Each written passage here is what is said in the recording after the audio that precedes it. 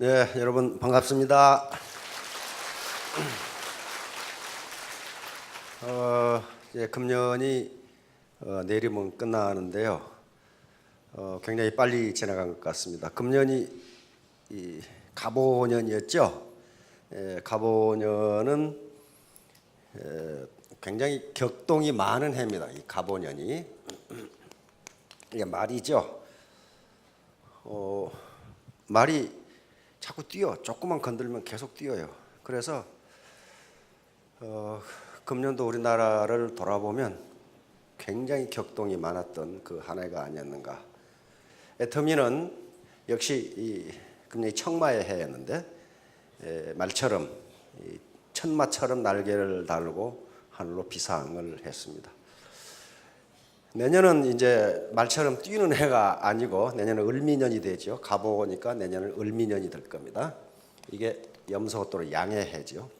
양은 굉장히 순하지만 그러나 또 염소 같은 경우는 못 먹는 게 없어요. 굉장히 끈질긴 생명력을 가지고 있습니다. 내년도에 포기하지 마시고 끝까지 성공하시기 바랍니다. 애터미는 성공할 수 있는 기본 조건을 갖추고 있어요. 갖추고 있습니다. 그걸 싸워놓고 이긴다고, 이겨놓고 싸운다고 이야기합니다. 손자병법에 있어요.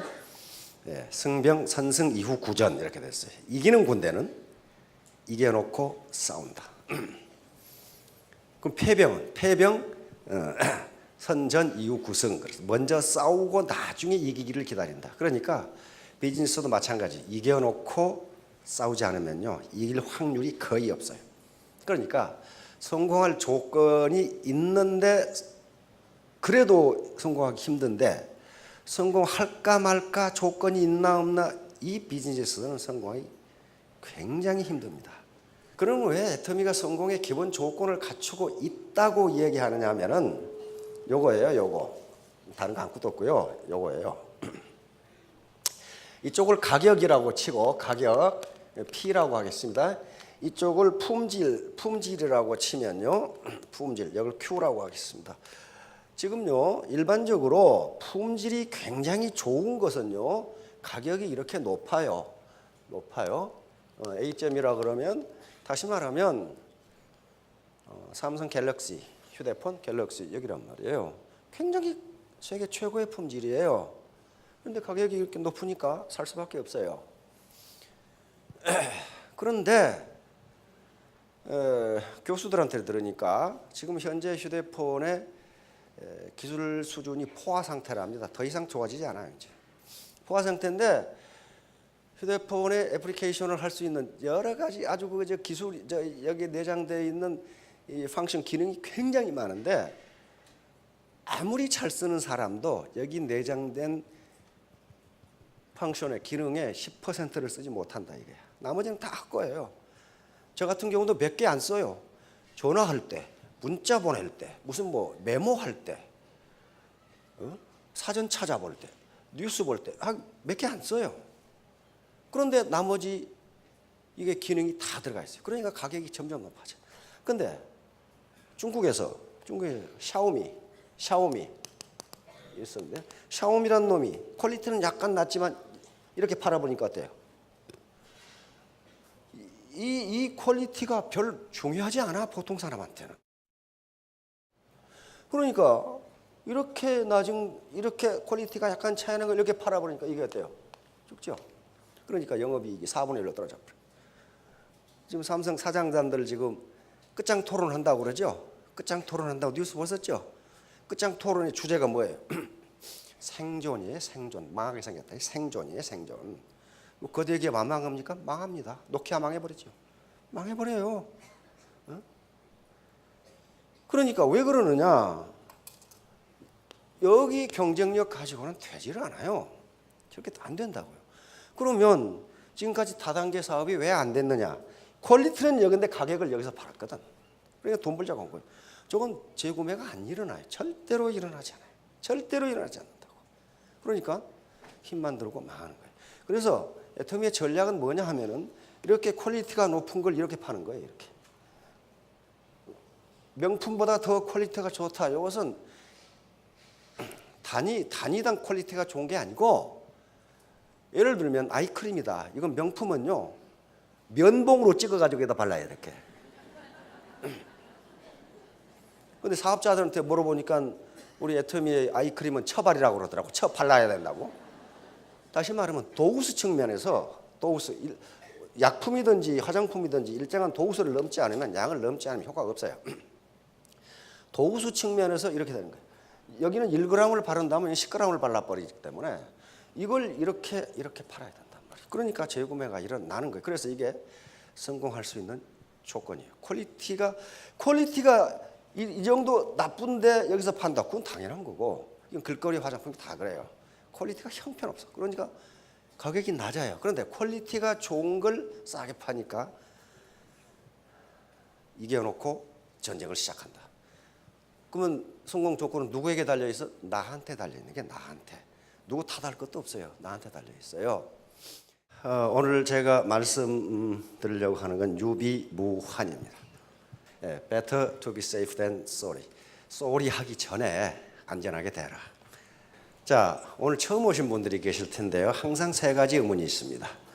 이 사업을 할 것인가 말 것인가. 다시 말하면 뿌린 대로 거둘 수 있을까? 내가 고생한 만큼 소득이 있을까 하는 의문이고, 나 같은 사람도 성공할 수 있을까? 즉 나는 한 번도 영업이란 건 해본 적이 없는데, 나는 공무원만 몇십 년을 했는데, 나는 교직에 20, 30년 있었는데 등등, 나는 전업주부로만 살았는데, 이런 의문이 들 것이고, 그러면 어떻게 해야 성공하는 것인가? 이 세 가지 의문을 풀지 않으면 애터미 사업을 해도 안 되고 또 해봐야 소용이 없습니다. 이것은 어느 날 갑자기 하루 만에 해결할 수 있는 문제가 아니기 때문에 계속 정보를 수집하고 스폰서에게 컨설팅을 받아서 해결을 하셔야 됩니다. 지금 괜찮은 직장을 얻기 위해서는 대학에서 4년 공부해야 되고, 의사 같은 경우는 인턴 레지던트 어쩌면 한 10년 걸립니다. 그런데 단 하루 만에 월천댁이 되는 방법을 알았다. 그건 사기꾼이 아니면 안 돼요. 그렇게 할 수가 없어요. 그렇게 공짜로 얻어지는 법이 없습니다. 시간이 지나야 됩니다. 그런데 왜 그렇게 시간이 걸리느냐? 한마디로 애터미 사업은 빅 비즈니스인가 그렇습니다. 이게 사소한, 이게 진입과 퇴출 자유가 있으니까 자기가 하고 싶으면 하고 말고 싶으면 말니까 이건 뭐 사소한 사업이겠지. 천만의 말씀이에요. 빅 비즈니스예요. 한 달에 5천만 원을 벌 수 있는 비즈니스가 어떻게 사소한 사업이에요? 사소한 사업이 아닙니다. 빅 비즈니스인데 이 빅 비즈니스에 성공할 수 있는, 거기다 또 글로벌 비즈니스예요. 지금 내년도에도 지금 이 해외 지사가 몇 개가 쓸 텐데 자, 이렇게 돈다발을 구할 수 있는 빅 비즈니스예요. 그래서 이렇게 석세스 하겠다는, 성공하겠다는 각오가 돼 있지 않으면 성공할 수가 없어요. 빅 비즈니스를 하는데 아무렇게나 해서 아무것도 모르고 성공할 수는 없어요. 아무 희생도 없이.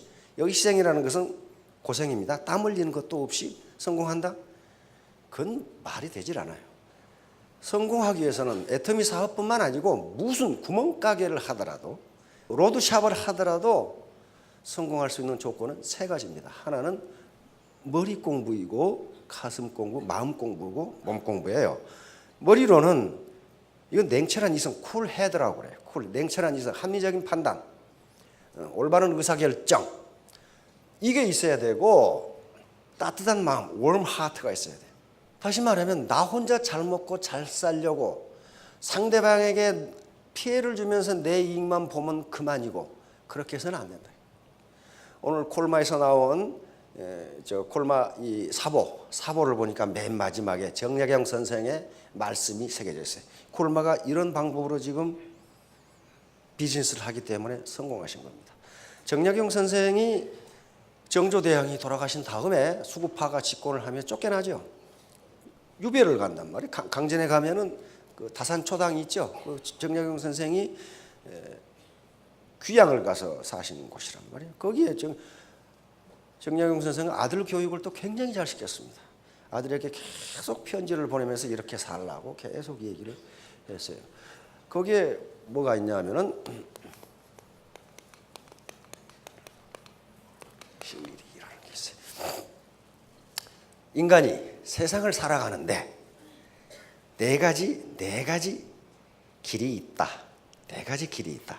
하나는 시일이다. 이것은 시는 오를 시자입니다. 오른, 이는 엔드고 이는 이익이 되는 거예요. 옳은 것을 쫓으면서 이익이 되는 것. 이렇게 해야 이게 최상이야. 그렇죠? 옳게 비즈니스를 하면서 돈을 버는 것. 이게 최상이다.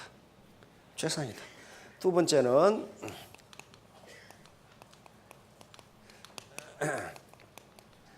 옳은 일을 하는데 손해를 본다.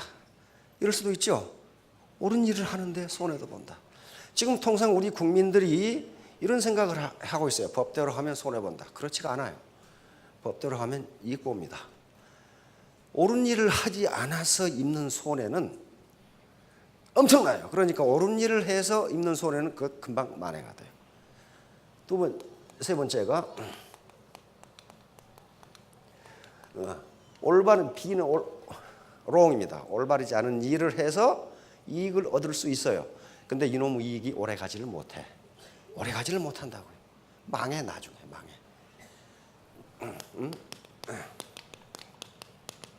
이건 옳은 일을 하지 않아서 피해를 보는 것. 이건 어마어마해요. 나쁜 일을 해서 피해를 보는 것. 이건 거의 폐가 망신한다고요. 그래서 콜마든 우리 애터미든 지향하는, 비즈니스가 지향하는 건 요겁니다. 옳은 일을 해서 돈을 벌자.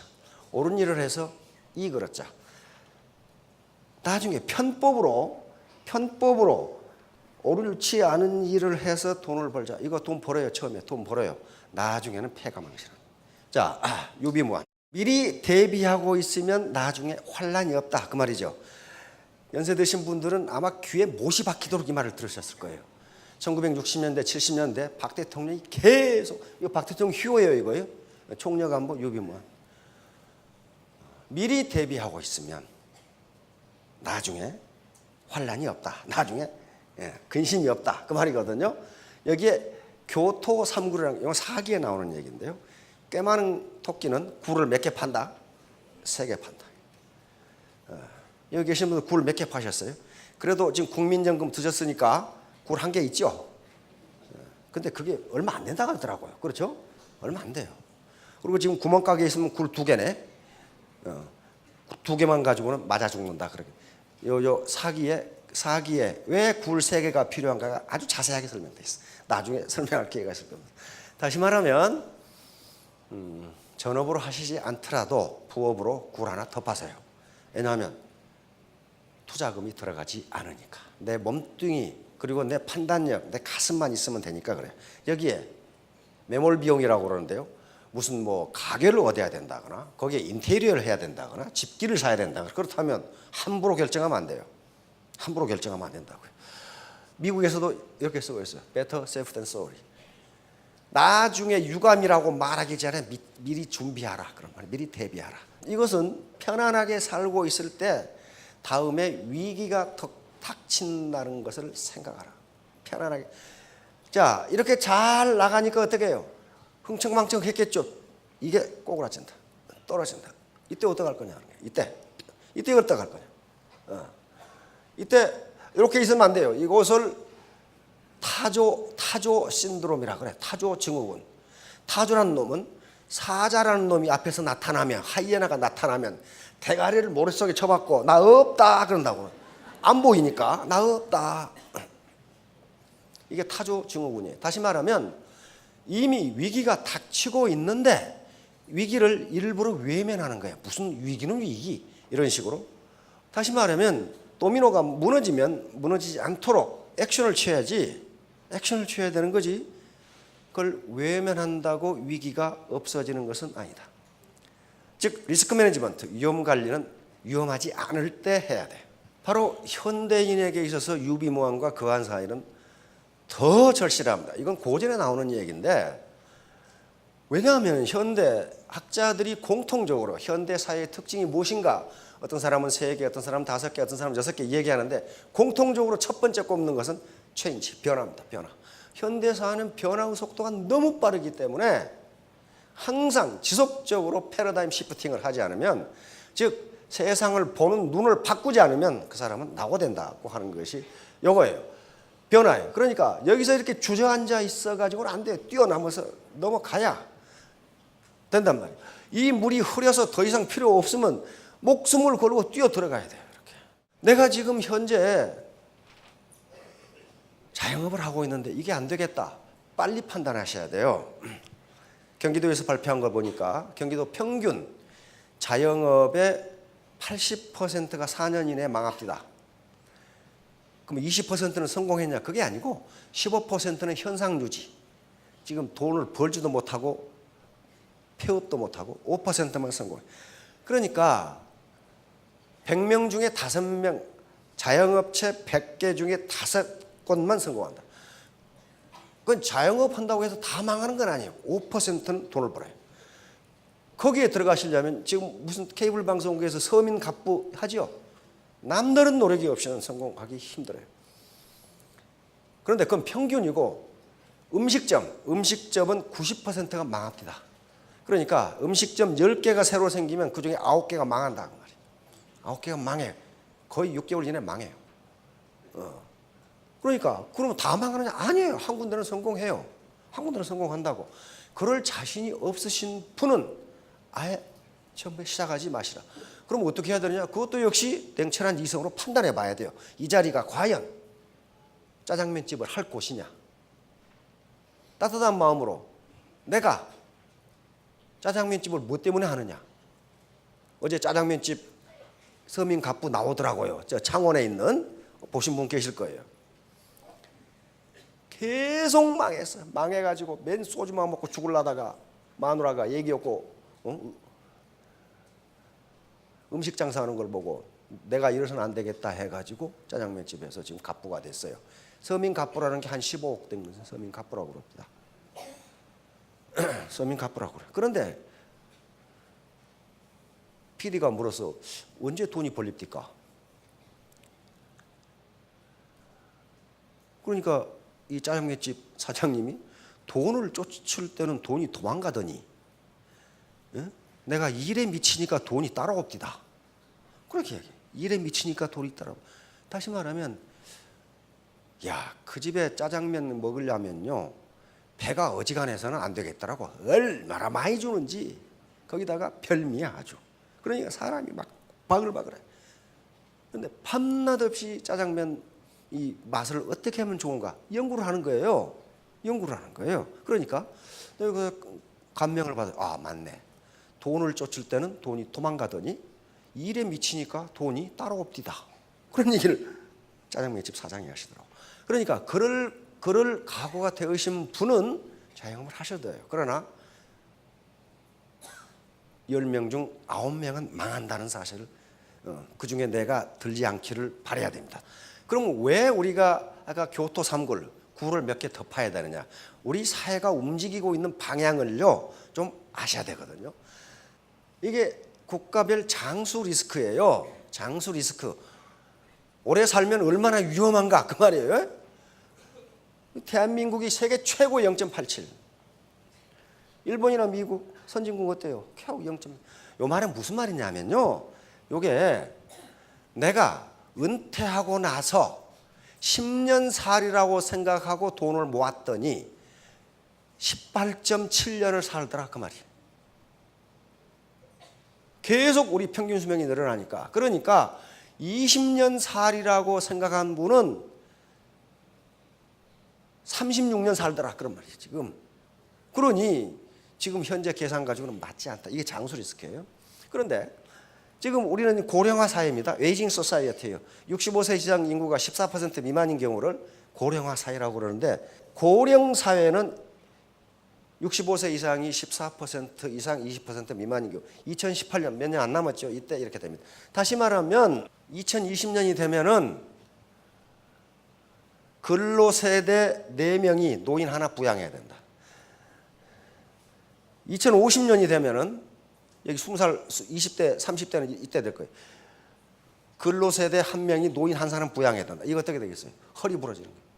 어떻게 할까요? 다시 말하면 이때는 근로세대가 노인을 부양하지 못한다예요. 그러면 그 노인 책임은 누가 져야 돼? 내가 질 수밖에 없어요. 왜? 근로세대가 많아야 세금이 많아서 연금도 많아져. 그렇죠? 근데 근로세대가 지금 얘를 안 나. 얘 안 낳은 사람들은 전부 감옥으로 보내야 돼. 전부 결혼 안 하는 사람들 전부 감옥으로 보내가지고 제목은 확실해요. 결혼 기피죄, 출산 기피죄 그래가지고 여기 계신 분들의 대부분의 노후를 누가 책임져야 된다? 내가 책임져야 돼. 문제는 그거예요. 우리가 지금 그래서 여기 계신 분들이 전부 샌드위치 세대예요. 샌드위치. 우리는 살아오면서 부모님 모시고 애 가르치고 다 했어.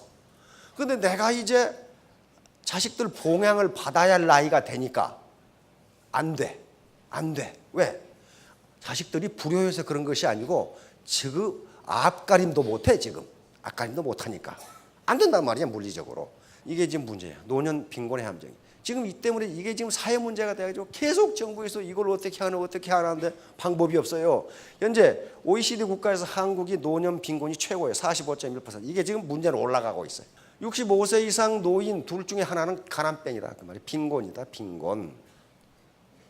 빈곤이 되면 어떻게 돼요? 애따 모르겠다 돌아가시자 해가지고 자살률 세계 최고예요. 이게 자살률. 이 OECD 발표한 거예요. OECD 자료를 보면요, 어떤 때는 참 낯뜨거워요.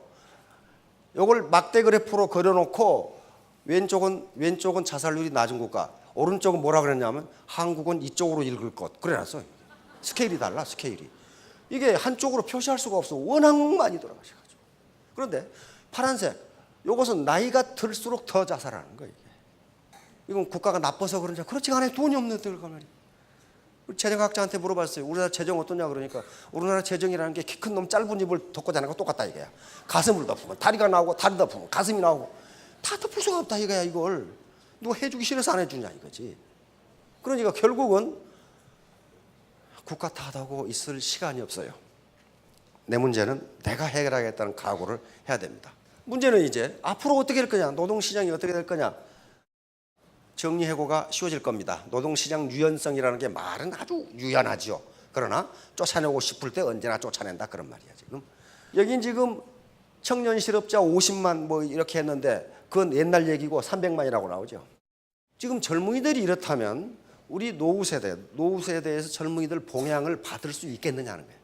자기 앞가림도 안 된다는 거예요. 지금 이 문제예요.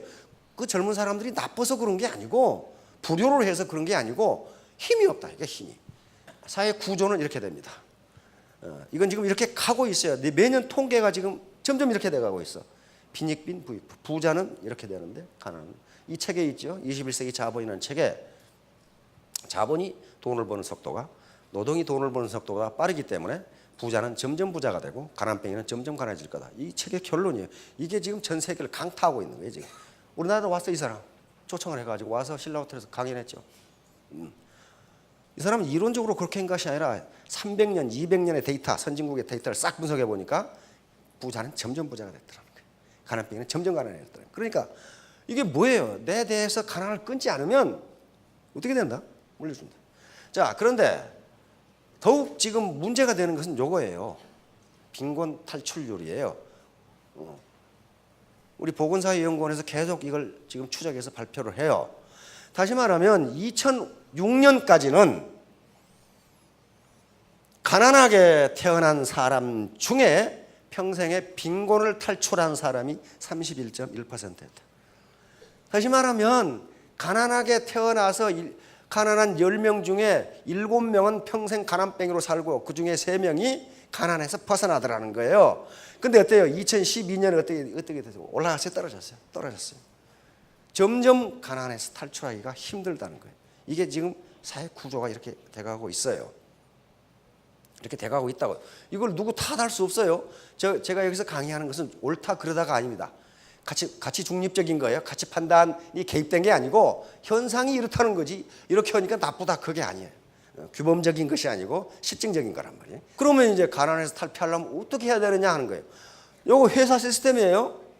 회사 시스템인데 요 밑에 시스템의 하나의 기계의 부속일 뿐이지 자기 시스템을 가지고 있는 게 아니에요. 아무리 큰 회사, 아무리 좋은 회사라도 그 회사의 시스템의 일부가 되고 자기 시스템이 없으면 가난에서 벗어나기 힘들어요. 자기가 일을 하지 않으면 페이가 안 생겨요. 그러면 결국은 우리나라 샐러리맨이라는 게 이런 식이에요. 언제 떨어질지 몰라. 줄타기, 왜 줄타기, 왜 줄타기. 그러면 결국은 빈곤에서 벗어나려면 자기 시스템을 갖는 수밖에 없어요. 자기 시스템을 갖는 수밖에 없어요. 애터미 사업, 다단계 사업이라는 게 기존의 시스템에 들어와서 자기 시스템을 만드는 거예요. 그리고 그 시스템이 자기에게 봉사를 해줘요. 자, 이거예요. 바로 이 시스템을 갖는 거예요. 지금 미생이란 그 드라마 보셨죠? 참 속이 터지려고 그러죠? 그게 지금 기존의 시스템 속에서 시스템 한 인자가 되었을 때 겪는 거예요. 따라서 이 미생이 완생이 되기 위해서는 자기 시스템을 갖는 수밖에 다른 방법이 없어요. 다른 방법이 없어. 이것은 논어에 있는 말씀입니다. 임무원려 필요근우란 말이 논어에가 들어요. 공자님 말씀이에요. 사람이 멀리 생각하지 아니하면 반드시 가까운 근심이 있다. 그 말이거든요. 예, 멀리. 야, 내가 지금 30대인데 노후에 그러면 그때 가면 반드시 근심이 있다. 이것은 근심이 있을 수도 있고 없을 수도 있고 없고가 아니에요. 필요근우라고 해서 반드시 있다. 이 말씀을 우리 안중근 선생이 받아가지고 이렇게 쓰시고 자기 말씀을 또 하나 하기다 적었어요. 임무원려 난성대업. 사람이 멀리 생각하지 않으면 대업을 이루기가 어렵다. 자, 그러면 여기서 우리 서민에게 있어서의 임무원려 난성대업이니까 사람이 멀리 생각하지 않으면 대업을 이룰 수. 대업이 뭔가? 이거 뭐 내가 무슨 큰 표수를 한다는 얘기인가? 그런 게 아니에요. 우리 보통 사람 서민에게 있어서의 대업은요, 먹고 사는 거예요. 가장으로서 가족을 먹여 살리는 게 그게 대업이 아니고 뭐냐고요. 그렇죠? 가장으로서 공부하고 싶다는 자녀 공부시키는 게 대업이에요. 그렇죠? 대업이에요. 그게 사소한 일이거나 무슨 아무렇게나 해도 될 일이 아니란 말이에요. 그러니까 멀리 생각하지 아니하면 가족 먹여 살리기 힘들다 그런 말이에요. 힘들다. 이제 여기에 삼불망이라는 것이 나옵니다. 이건 주역에 나오는 얘기인데요. 세 가지를 잊지 말라. 먼저 안불망이에요. 내가 지금 편안하게 살고 있을지라도 위험에 처한다는 것을 잊지 말라. 그러면서 뭐라고 그랬냐면은 자기가 위험에 처한다고 생각하고 대비하면 그 사람은 안전하다. 내 젊음이 계속 갈 것 같고 내 직장이 계속 갈 것 같지만 언젠가는 위험해질 수 있다. 그걸 잊지 말라. 이게 사서삼경의 최고봉인 주역에 나오는 이야기입니다. 이때 이처럼 위험을 피하지 말라는 거예요. 타조증후군 이제 대가리 쳐박고 나 없다 이래 가지고는 안 된다는 거예요. 두 번째는 존불망망이에요. 내가 지금 생존하고 있지만은 우리 가정이 생존하고 있지만은 망할 수 있다는 걸 잊지 말라. 모든 조직은 망하게 돼 있거든요. 이 기업이 망하는 광경이에요. 기업이 망할 수 있다. 이때 환호성을 울리면서 잘 나간다 그러다가 이렇게 망한다는 거예요. 그래서 결국 어떻게 돼요? 주머니에 빈털터리가 되어버려요. 그런데 그 뒤에 뭐라고 그랬느냐? 망하는 것에 대비하면 생존을 보장할 수 있다. 내가 현재 건강했을 때 이게 안전한 거예요. 내가 망할 수도 있다는 걸 잊지 말라. 치불망란. 현재 다스려지고 있지만은 어지럽게 될 수 있다는 걸 잊지 말라. 항상 조직은 엔탈피 증가의 법칙에 따라서 항상 혼란하게 돼 있어요. 항상 혼란을 향해서 갑니다. 바로 이것에 대비하면 다스려진다. 3재앙이 있다. 이 재앙은 애터미 사업자라고 예가 아닙니다. 이 재앙을 반드시 피해야 돼요. 두 번째 재앙을 당해 지소 못해요. 아는 것은 별로 없는데 꿈이 커. 도모하는 일이 커. 요 놈이 악어가 요걸 먹겠어요? 큰 놈을 먹겠어요 지금? 응? 이걸 악어가 먹겠어요? 그러니까 요 친구는 악어가 무엇인가에 대해서 알지도 못하는 거야. 알지도 못해. 반드시 재앙이 있어요. 능력은 힘은 적은데 너무 무거운 걸 들고 있어. 너 책임이 너무 무거워. 당나귀 이만큼한데 짐을 이렇게 실으면 어떻게 되냐고 이게. 당나귀가 가겠어요. 안 가요. 요 차에다가 짐을 이렇게 실으면 이 차가 무너지지 그냥 가겠냐고요. 이게 역소임중이에요. 힘이 딸리는데 너무 무거운 책임. 그런데 요 세 개는 한꺼번에 일어납니다. 한꺼번에. 덕도 없는 사람이 너무 높은 자리에 있고, 높은 자리에 있다 보니까 자기가 뭘 많이 아는 줄 알고 도모하는 일이 크고, 거기다가 책임이 막중하니까 세 개가 한꺼번에 닥치면서 재앙이 그대로 와버려요. 애터미 사업자가 없느냐? 그렇지 않아요. 지금 여기 그냥 계시는데 정말 3년 죽기 살기로 하면 스타마스터가 돼요. 스타마스터가 되면 밑에 거느리는 파트너가 수만 명이에요. 그런데 그동안에 계속 돼지클럽에 속해 있다가 갑자기 올라갔어. 강의도 안 듣고 생각도 안 해보고 고생도 안 하고 콘서트도 안 하고. 그럼 어떻게 돼요? 덕을 베풀지는 않았어요. 그러니까 밑에 사람이 그 사람을 스폰서로 생각하겠어요? 안 합니다. 스폰서로 생각 안 해요. 완전히 왕따 시키고 왕따. 왕따. 돼지 우리에 가 계세요. 밥은 열심히 줄 테니까. 왕따 되는 사람 많이 봤어요. 지금도 있어요. 지소 모델. 그러면서 아는 건 별로 없어. 왜? 강의도 안 듣고 아무것도 안 했거든. 그러면 꿈은 커. 거기서 재앙이 일어나요. 역소임중. 능력은 별로 없는데 짐이 너무 무거워. 스타마스터는. 그러니까 나중에 재앙을 당해. 큰 재앙을 당해. 그래서 평소에 낮은 자리에 있을 때 열심히 배우고 세 가지 공부, 머리, 가슴, 몸. 자, 그러면 왜 우리가 스스로 대비하지 않느냐? 우리가 가계 지출을 하는데 정부가 가계에 얼마나 지원해 주느냐, 얼마나 혜택을 주느냐를 따지기 위해서 시장임금, 사회임금이라는 개념을 도입해서 나타냅니다. 시장임금은 우리가 시장에서 버는 돈이에요. 가게를 해서 벌든 공문을 해서 벌든 장사를 해서 벌든 하여간 내가 버는 거예요. 내가 또 은행에 돈을 넣어서 이자를 받고 전부 시장임금이에요. 사회임금은 뭐냐면요, 정부가 지원해 주는 거예요. 정부가 예를 들면 노년연금이라든지 또는 이 지하철 공차 승선이라든지 여러 가지 정부가 혜택을 준 것을 화폐로 환산한 것을 사회임금이라고 그래요. 그러니까 가계를 떠받치고 있는 기둥이 두 개예요. 시장임금과 사회임금. 시장임금은 내가 버는 것이고 사회임금은 국가가 지원해 주는 거란 말이에요.